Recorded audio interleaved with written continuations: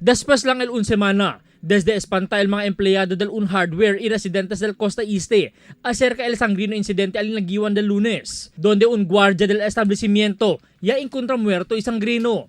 Del Sábado del Aga, un eyewitness mismo el ya abisan autoridad por medio de atracauna con el liga ng mga barangay president Consal Jerry Perez para abisa el cosa el ya puede saber. El resulta, conocido como si Michael Taroza alias Kambal, 19 edad, residente del Cabato Road, Tetuan. Base en investigasyon del autoridad mismo mga uban de este sospechao el kanya abisa con el autoridad, después pidi el sospechao auxilio kanila, cuando puede lansya con el un security guard, nombrado como si Julio Morales, del lunes pasado semana. El víctima ya sostiene 8 heridas de puñalada que causa del su muerte. Después ruba con el su nuevo exa de motorciclo, pero tanega con este el sospechao quien calaboso ya. Iinsinya con el otro persona que su barkada lang también. También takimente sila conmigo, todo, yo doy mata kayot.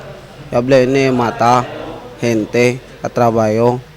Amay ka sila tabla conmigo de tasidiin. Ya en kontra na posisyon de este sospechao, este un blanco jacket que tiene mancha del mga sangre.